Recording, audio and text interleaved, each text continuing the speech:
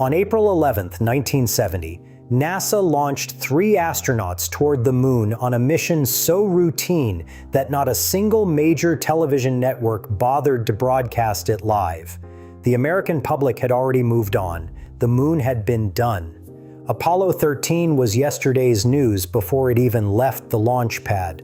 Then, on April 13th, an oxygen tank exploded 200,000 miles from Earth, and suddenly the entire world was watching again. 3 men were trapped in a dying spacecraft with dwindling oxygen, no heat, almost no water, and an engineering problem that nobody at NASA had ever planned for.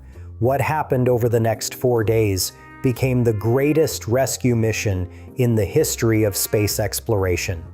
This is the story of Apollo 13, the mission that failed at everything it was supposed to do and succeeded at the only thing that actually mattered. To understand how Apollo 13 ended up in a fight for survival, you need to understand the strange situation NASA was in by the spring of 1970. Less than a year earlier, Neil Armstrong and Buzz Aldrin had walked on the moon during Apollo 11. The whole planet watched.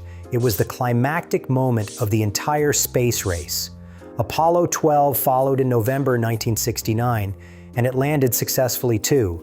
The problem was that almost nobody cared anymore. Ratings dropped. NASA's budget was getting slashed. Behind the scenes, planned missions like Apollo 18, Apollo 19, and Apollo 20 were already being quietly canceled.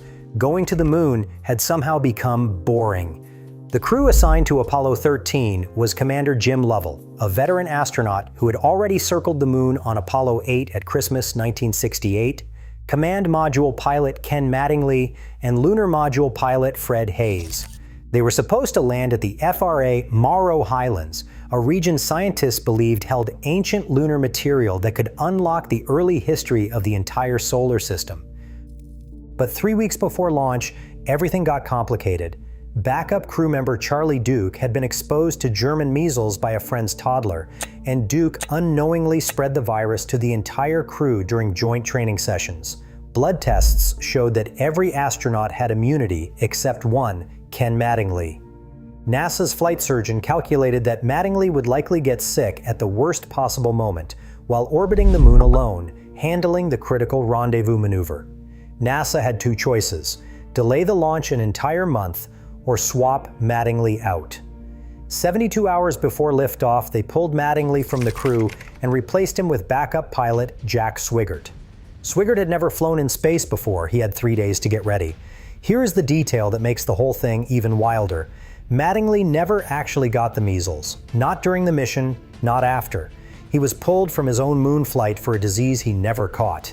Apollo 13 launched at 2:13 in the afternoon Eastern Time on April 11th from Kennedy Space Center in Florida. The local clock at Mission Control in Houston read 13:13. Mission number 13 launched at 13:13 Houston time. The crew joked about the superstition in pre-flight interviews. Fred Haise told a reporter that the number 13 only bothered him if it fell on a Friday. The first 2 days went so smoothly that Capcom Joe Kerwin actually radioed up to say the spacecraft was in real good shape and that they were bored to tears down in Houston.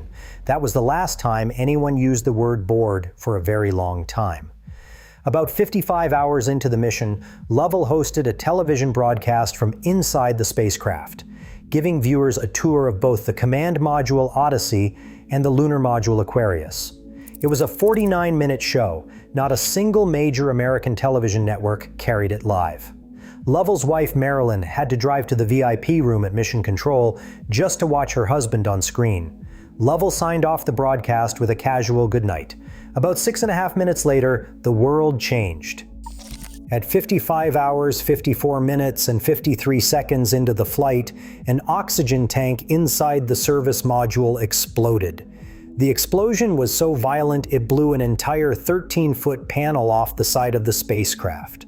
The crew felt a hard shudder through the hull. Warning alarms went off across the instrument panel in the command module. Then Jack Swigert, the rookie who had been on the crew for barely 3 days, keyed the radio and said, "Okay, Houston, we've had a problem here." That was the actual line. Not Houston, we have a problem like the movies say. Past tense, we've had a problem. And it was Swigert who said it first, not Jim Lovell. Capcom. Jack Loosma asked him to repeat it. 22 seconds later, Lovell confirmed it with his own version, adding that they'd had a main bus be undervolt. What they did not know yet was just how bad things actually were. The explosion had destroyed Oxygen Tank 2 completely and damaged the plumbing on Oxygen Tank 1, which was now slowly bleeding its contents into space. Without oxygen, the 3 fuel cells that generated all of Odyssey's electrical power and drinking water shut down one by one. Within about 3 hours, the command module was effectively dead. The power was gone, the water was gone, the heat was gone, and there was no way to get any of it back. About 15 minutes after the explosion, Lovell looked out the left window and saw something that confirmed the worst. He reported to Houston that they were venting something into space, a gas of some sort, streaming out from the spacecraft and catching the sunlight. That gas was their oxygen supply, disappearing into the void. Flight Director Gene Kranz and his white team at Mission Control in Houston made the call that saved 3 lives. They ordered the crew to shut down Odyssey completely and move into the lunar module Aquarius. The idea of using the lunar module as a lifeboat was not completely new. Controllers had actually rehearsed a version of this scenario during a 1969 training simulation for Apollo 10. They had failed that simulation, but they had learned from it. The problem was math. Aquarius had been designed to support 2 men for about 45 hours on the lunar surface. Now it needed to keep 3 men alive for roughly 90 hours. Double the people, double the time, half the margin. Lovell and Fred Hayes transferred into Aquarius, while Jack Swigert stayed behind in the freezing command module to hand copy the navigation alignment data from Odyssey's computer so it could be transferred to the lunar module's guidance system. If that data was wrong, they would never find their way home. The next decision was how to get home at all. There were 2 basic options. They could fire the big service propulsion system engine on the back of the dying service module and try to turn around. That was faster, maybe 34 hours to Earth. But that engine was right next to the explosion damage, and nobody knew if it would blow up if they fired it. The other option was to keep going, swing around the moon using its gravity, and use the lunar module's smaller descent engine to adjust their course. Slower, but it used an engine they knew still worked. Kranz chose the safer path. At about 61.5 hours into the mission, Aquarius fired its descent engine for just over 34 seconds, putting them back on a trajectory that would swing around the moon and head toward Earth. 2 hours after they passed the far side of the moon, they fired the engine again for 4 minutes and 24 seconds. This burn, called the PC+2 maneuver, cut roughly 10 hours off the trip and shifted their landing zone from the Indian Ocean to the South Pacific, where recovery ships were already waiting. During that pass behind the moon, the crew of Apollo 13 traveled farther from Earth than any human beings in history, about 248,655 miles from home. That record stood for decades. If you're learning something from this video, consider subscribing. We cover stories like this every week, breaking down the moments that changed history. By day 4, a new crisis was building inside Aquarius. Carbon dioxide levels were climbing toward dangerous territory. The lunar module's lithium hydroxide canisters, the things that scrub carbon dioxide from the air, were designed for 2 guys over 2 days. 3 guys over 4 days was way beyond their capacity. The command module had plenty of spare canisters, but here is the catch that almost killed them. Odyssey's canisters were square. The lunar module's receptacles were round. Square peg, round hole, literally. An engineer at NASA's Crew Systems Division named Ed Smiley led a team to solve this problem using only materials already on the spacecraft. They came up with a contraption built from 2 of Odyssey's square canisters, plastic storage bags, cardboard ripped from flight plan binders, suit return hoses from the spacesuits, and a whole lot of gray duct tape. They nicknamed it the mailbox. Capcom. Joe Kerwin talked Swigert and Lovell through building it step by step over the radio. Within minutes of hooking it up, carbon dioxide levels started dropping. Duct tape and cardboard literally saved 3 lives. Meanwhile, conditions inside the spacecraft were getting brutal. With almost everything powered down to save battery life, the cabin temperature dropped to 38 degrees Fahrenheit, just above freezing. The walls and windows were dripping with condensation. The crew rationed themselves to about 6 ounces of water per person per day, roughly 1/5 of what a person normally needs. By the time they got home, the 3 of them had lost a combined 31 pounds. Fred Haise developed a serious kidney infection from dehydration and the constant use of the condom-style urinary collection device. He spent the last day of the flight running a fever, though Haise himself later downplayed it. Sleep was almost impossible. They were cold, cramped, terrified, and constantly being called by mission control to run procedures. Lovell later estimated the 3 of them got maybe 11 or 12 hours of sleep total across the entire 4-day emergency. And then came what might be the single most impressive engineering feat of the entire mission. Nobody had ever shut down an Apollo command module completely and then restarted it in space. It was never designed for that. The module was always powered up from the launch pad with ground equipment. Now they needed to cold start a condensation-soaked freezing spacecraft running only on 3 small reentry batteries with a little extra juice pulled from the lunar module through an umbilical cable. Nobody had a procedure for this because nobody had ever imagined needing one. The man who wrote that procedure was Ken Mattingly, the same astronaut who had been pulled from the flight 3 days before launch.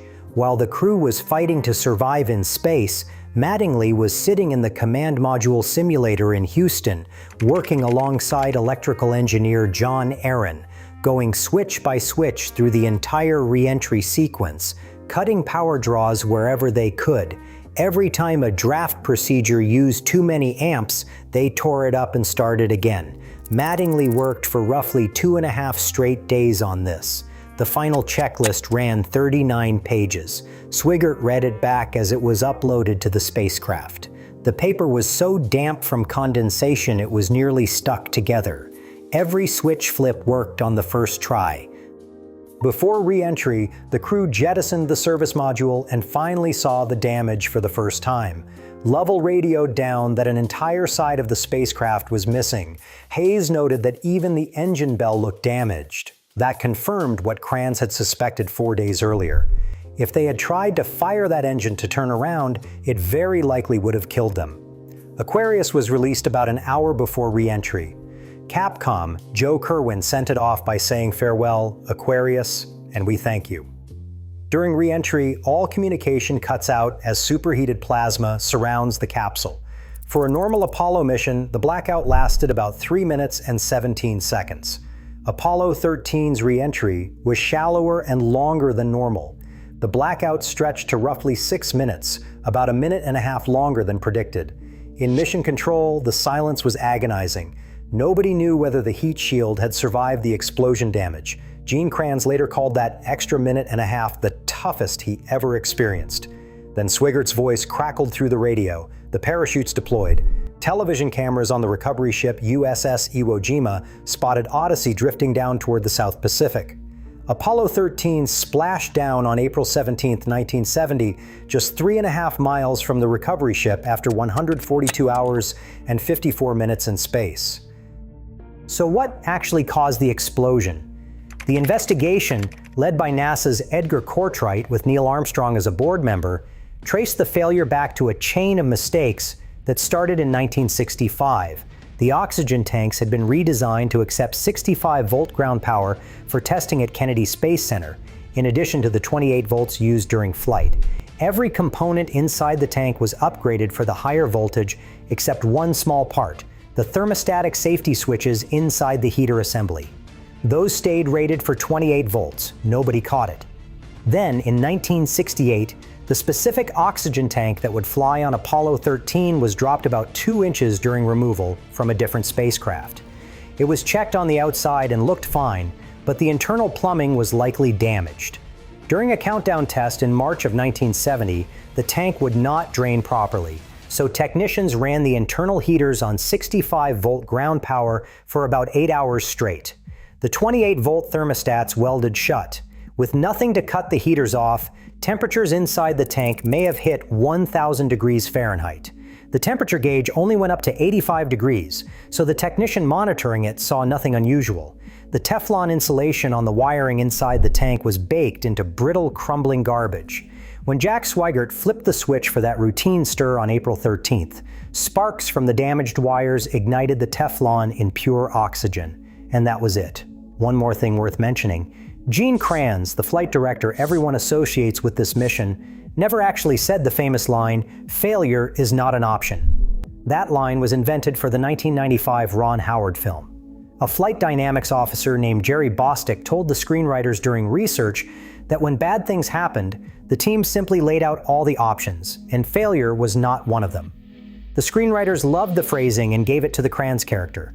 Kranz liked it enough to use it as the title of his memoir, but he has always been upfront that those were not his words during Apollo 13. After the crew was safely home, Grumman, the company that built the lunar module Aquarius, sent a joke invoice to North American Rockwell, who built Odyssey, for towing services. 400,001 miles at $1 per mile, plus battery charging fees, oxygen, and a surcharge for an additional overnight guest, Swigert at $8 a night. Apollo 13 never landed on the moon. The crew never collected samples from the Fra Mauro highlands. The mission failed at every single objective it set out to accomplish.